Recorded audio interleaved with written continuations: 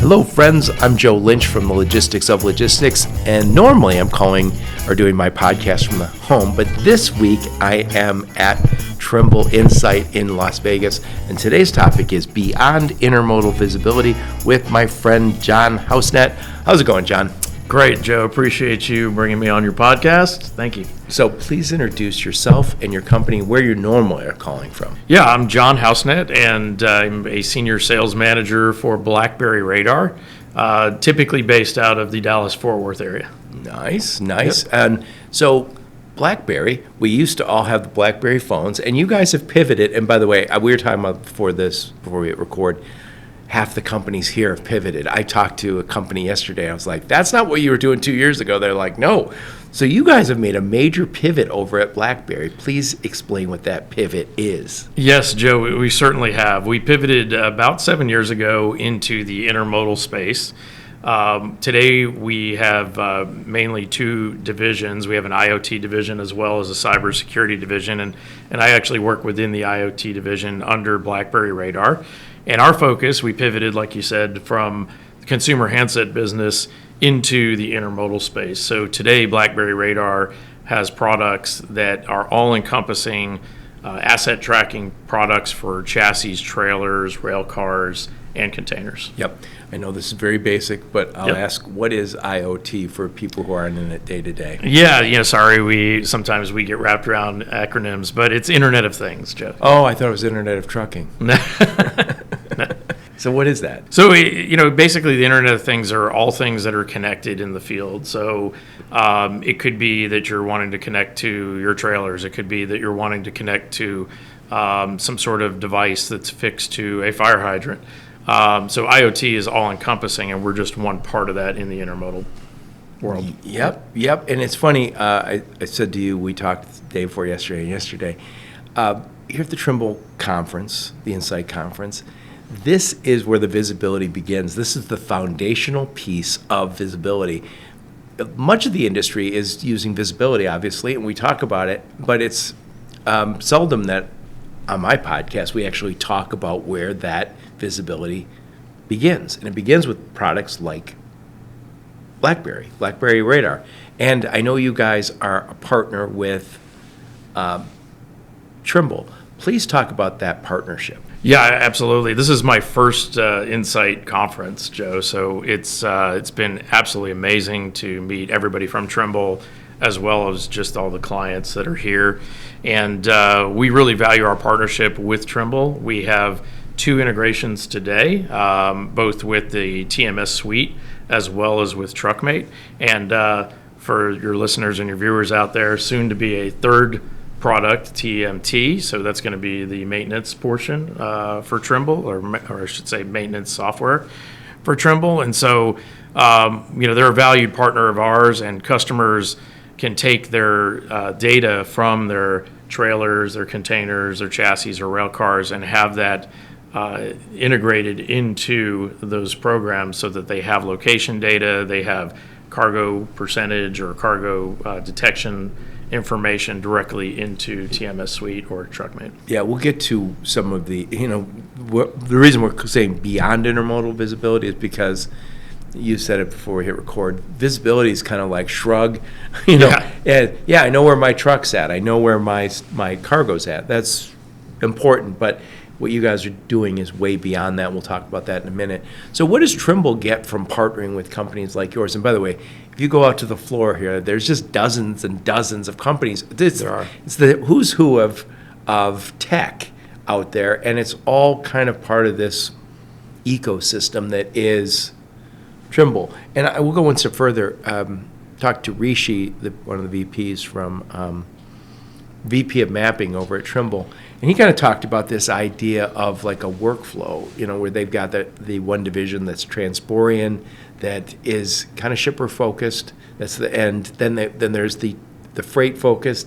Then there's the cab focus. There's the mapping focus. So if you look at Trimble, it's almost like a workflow, trucking workflow business, and all of these companies come together to make that experience for the drivers and the carriers better. Because if we don't do this is the foundation not only of our business but probably of the economy.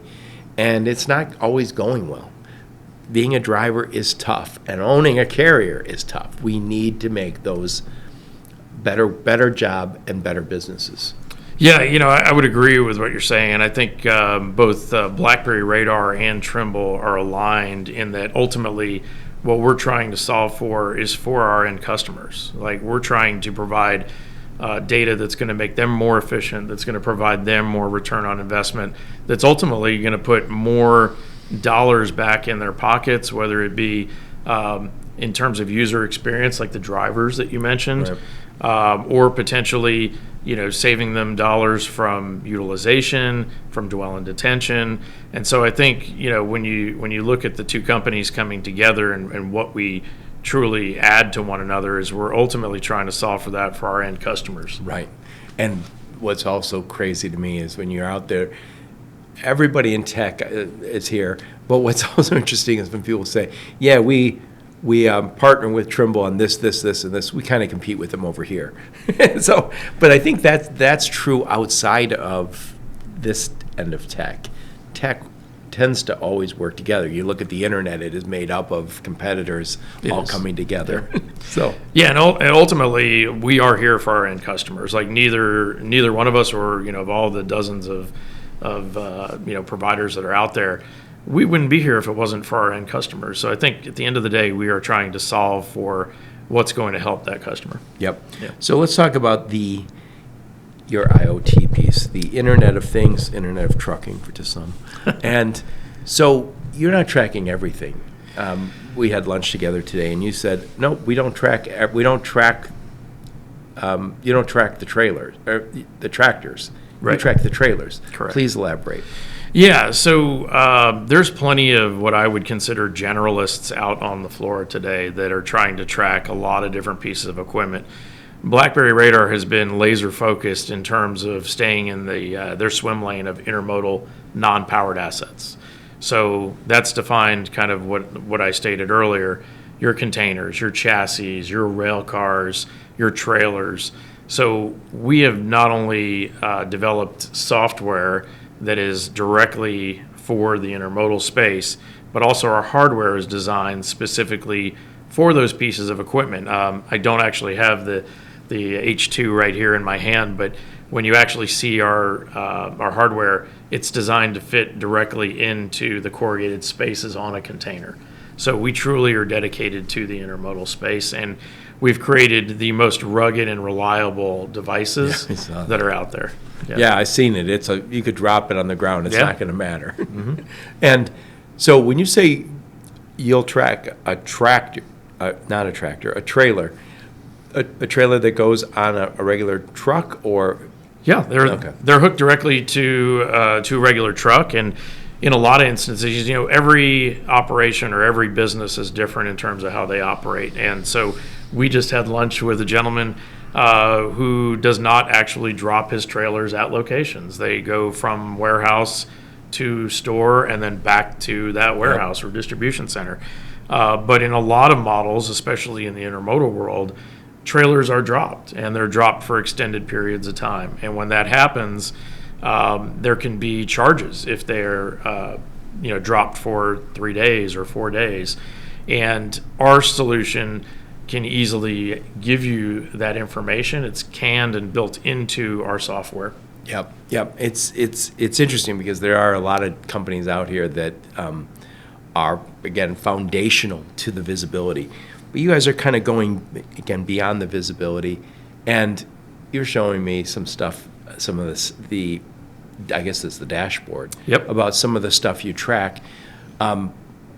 I thought it was really helpful so talk a little bit about how full a trailer is. Yeah, so we stated earlier that today it's table stakes just to give you location. So and you can't impress anyone with going, I'll tell you exactly where your stuff's at. They're like, yeah, that's kid stuff. Yeah, I mean, you can do that with a lot of different solutions today, but our gateway or our hub is paired with sensors onto your equipment, and we can extract data like what you're talking about and tell you specifically how filled that trailer is. So we can tell you, is it 27% filled, 56% filled, or 99% filled?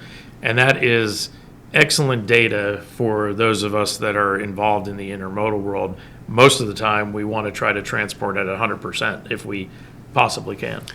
Yeah, we all know empty miles are bad. Now, somebody said this to me a few years ago, and it just hit me like a ton of bricks. He said, we all know that empty trucks, empty miles are bad, but what about half a truck, half empty miles? And I was like, oh yeah.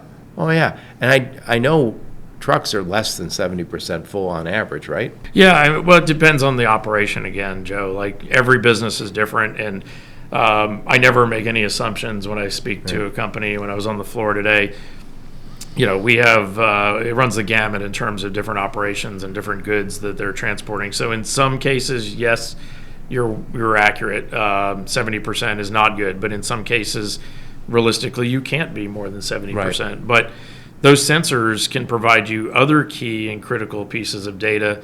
One thing that we're hearing, Joe, today that is just increasing all over the country, and I work within both, I should say all across North America, Canada, U.S., and Mexico, is theft. Yep. And almost every single transport company I speak to or carrier has a theft story. And so one of the pieces of data we can provide you is door open, door close. Yeah, I saw that. And that's critical and crucial.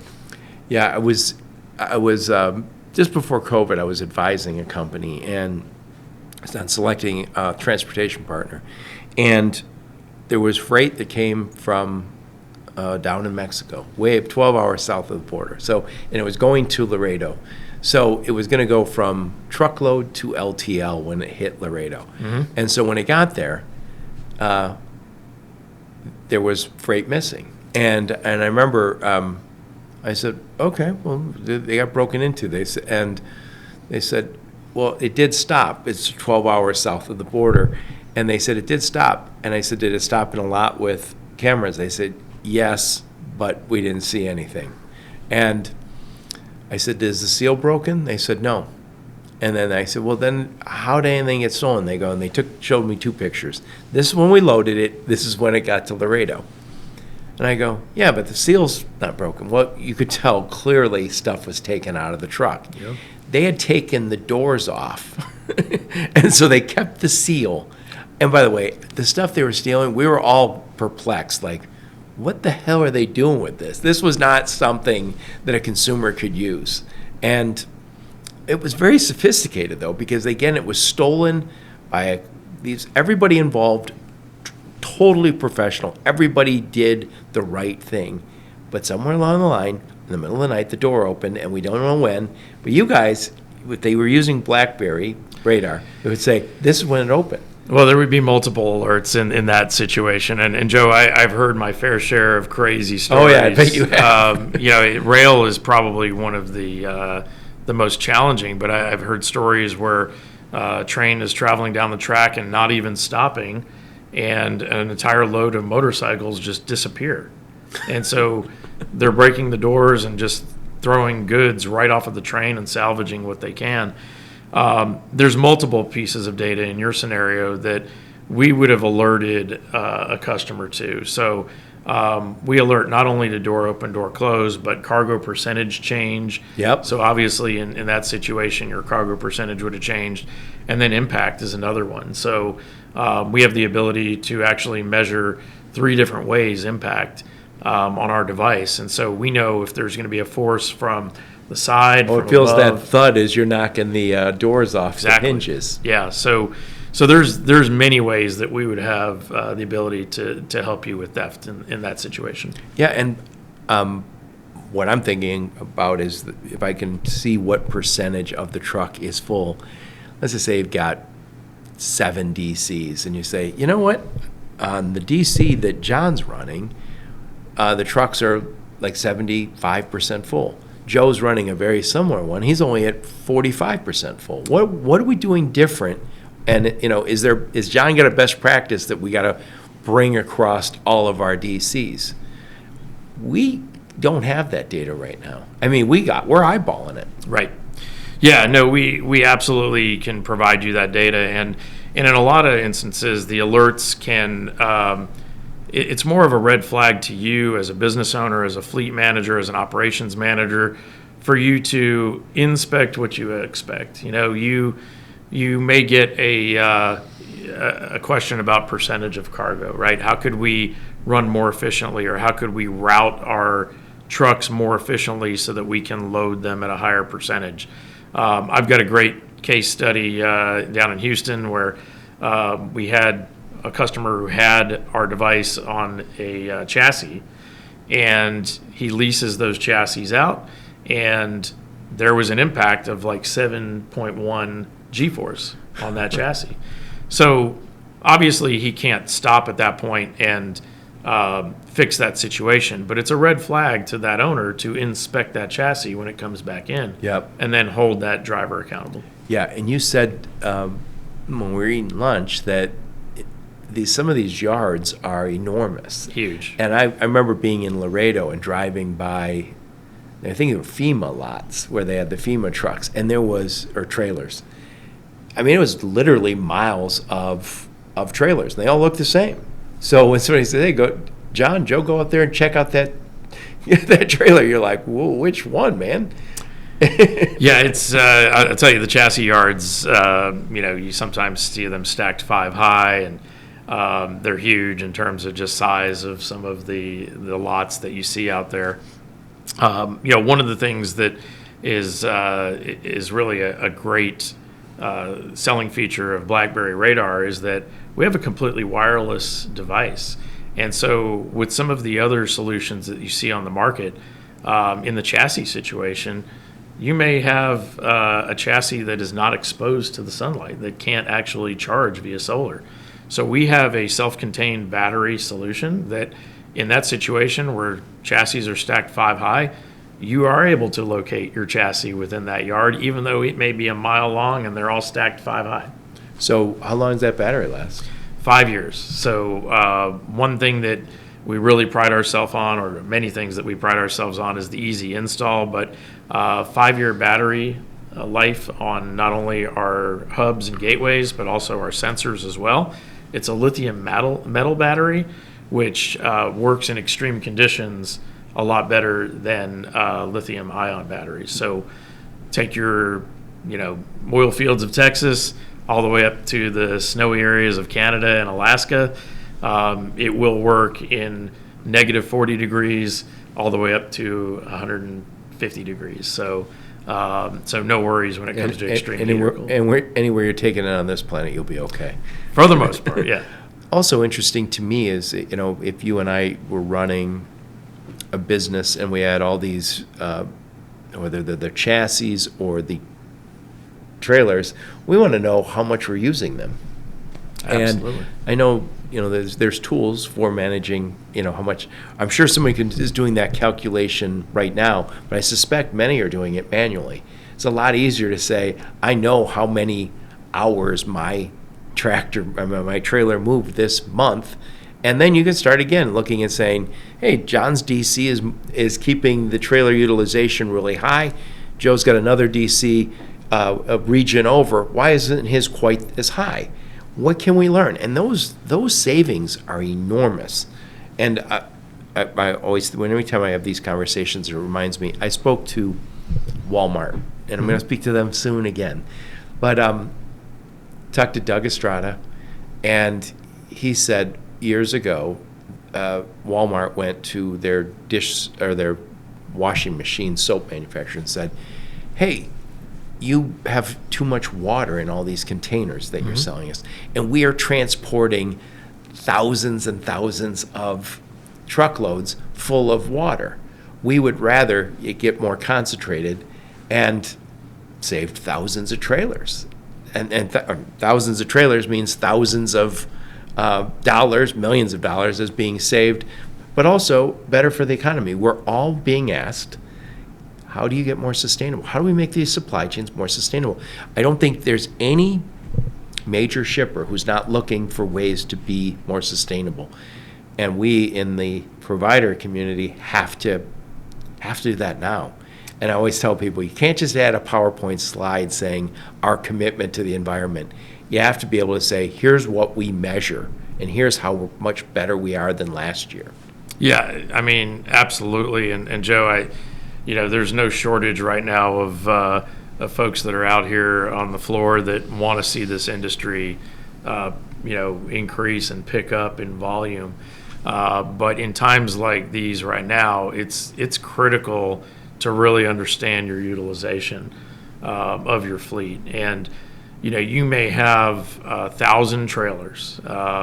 Do you really need 1,000 trailers? And Blackberry Radar's solution can help you measure what you're talking about in terms of your utilization. Perhaps maybe you only need 950 trailers. And so by being able to potentially be more efficient in how you are shipping and maybe structure your routes differently, you could potentially sell off 50 of those trailers, which is real money for your organization. You can spend that money on cool tech from Trimble. Giving us a raise. Yeah, exactly. You can blow that money on food and shelter. Yeah. Well, it's very interesting because I'm also, every time I talk with somebody like you who's basically creating a whole bunch of new value just by creating new data. And I'm a logistics and supply chain guy my whole career. So I would always say, whatever business I was in, when I was in automotive, I said this, when I was in logistics, I said it, I just want to look at maybe 5 key performance indicators. And I'll pick some sort of cost indicator, on-time performance, I like damage percentage, maybe billing accuracy, maybe something with sustainability at this point.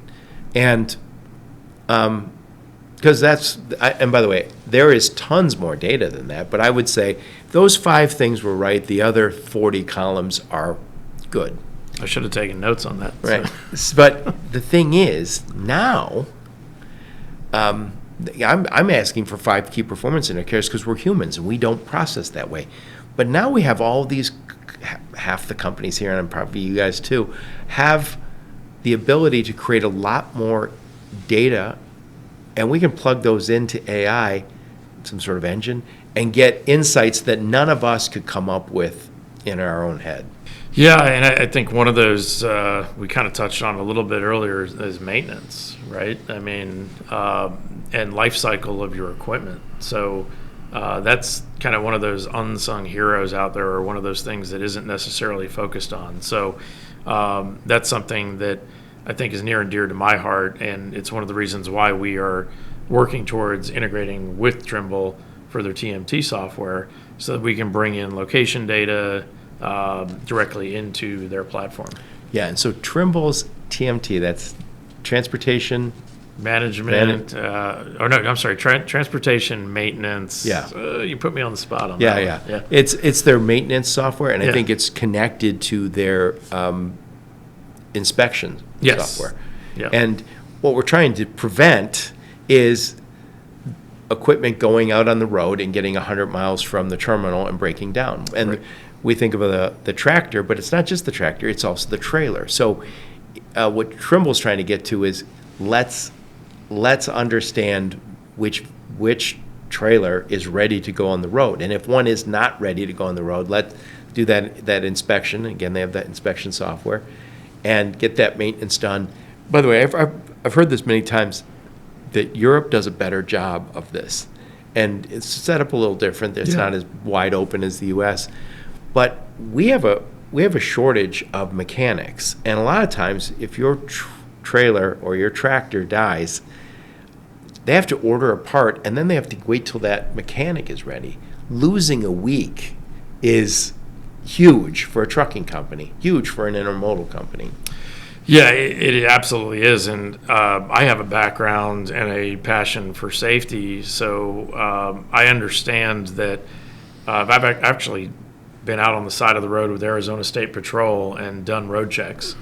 And so if you are not doing the proper maintenance on your trailers and on your trucks, those can be taken out of service. And you want to see something that's devastating to a company is all of a sudden have a driver or a truck put out of service, and now you've got to have somebody else come out and pick up that load.